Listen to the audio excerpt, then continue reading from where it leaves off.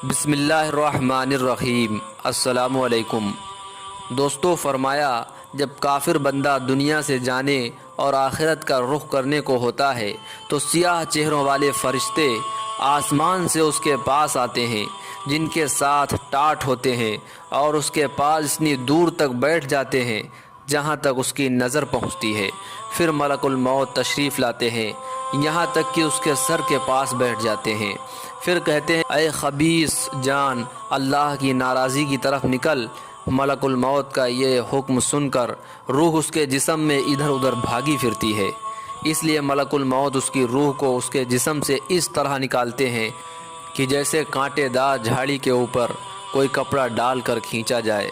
پھر اس کی روح کو ملک الموت اپنے ہاتھ میں لے لیتے ہیں اور ان کے ہاتھ میں لیتے ہی دوسرے فرشتے پلک جھپکنے کے برابر بھی ان کے پاس نہیں چھوڑتے، یہاں تک کہ فوراً ان سے لے کر ٹاٹوں سے لپیٹ دیتے ہیں جو ان کے پاس ہوتے ہیں، اور ان ٹاٹوں میں ایسی بدبو آتی ہے جیسی کبھی کسی بہت سڑی ہوئی مردہ لاش میں دھرتی پر بدبو پھوٹی ہو۔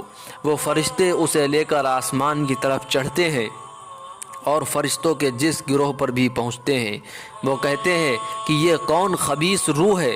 وہ اس کا برے سے برا نام لے کر کہتے ہیں جس سے وہ دنیا میں بلایا جاتا تھا کہ فلاں کا بیٹا فلاں ہے، یہاں تک کہ وہ اسے لے کر پہلے آسمان تک پہنچتے ہیں اور دروازہ کھلوانا چاہتے ہیں، مگر اس کے لیے دروازہ نہیں کھولا جاتا ہے، جیسا کہ اللہ جل شانہ نے فرمایا ہے اس کے لیے آسمان کے دروازے نہ کھولے جائیں گے اور نہ وہ کبھی جنت میں داخل ہوں گے جب تک اونٹ سوئی کے ناکے میں نہ چلا جائے، اور اونٹ سوئی کے ناکے میں جا نہیں سکتا اس لیے وہ بھی جنت میں نہیں جا سکتے۔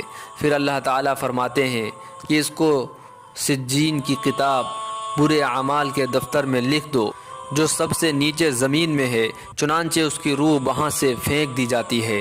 پھر حضور صلی اللہ علیہ وسلم نے یہ آیت پڑھی، اور جو آدمی اللہ کے ساتھ شرک کرتا ہے گویا وہ آسمان سے گر پڑا، پھر چڑیوں نے اس کی بوٹیاں نوچ لیں یا ہوا نے اس کو بہت دور کی جگہ میں لے جا کر پھینک دیا۔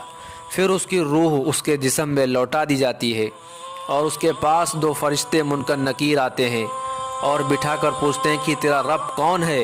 وہ کہتا ہے ہائے ہائے مجھے پتہ نہیں۔ پھر اس سے پوچھتے ہیں کہ تیرا دین کیا ہے؟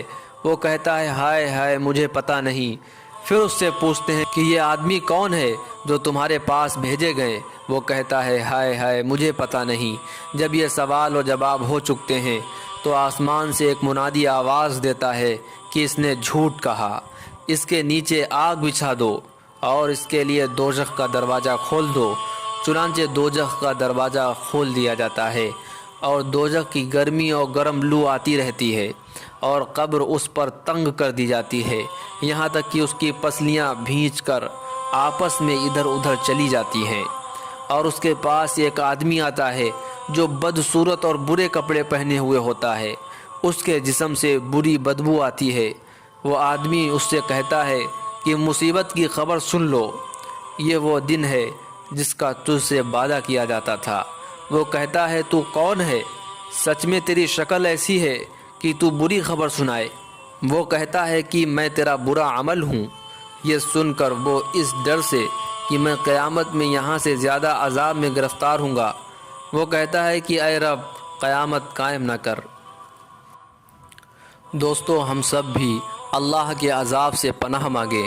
اللہ کا عذاب بہت سخت ہے، لیکن ہم اپنے گناہوں پر اللہ کے سامنے ایک آنسو کا قطرہ بہا دیں گے تو اللہ رب العزت ہم سب کے گناہوں کو معاف فرما دیں گے، کیونکہ اللہ رب العزت اپنے بندوں سے بے انتہا محبت کرتا ہے اور وہ ان کے گناہوں کو معاف فرما دیتا ہے۔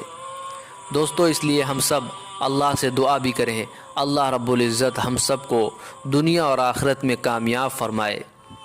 دوستو، ویڈیو اچھا لگا ہے تو لائک اور شیئر ضرور کر دیں۔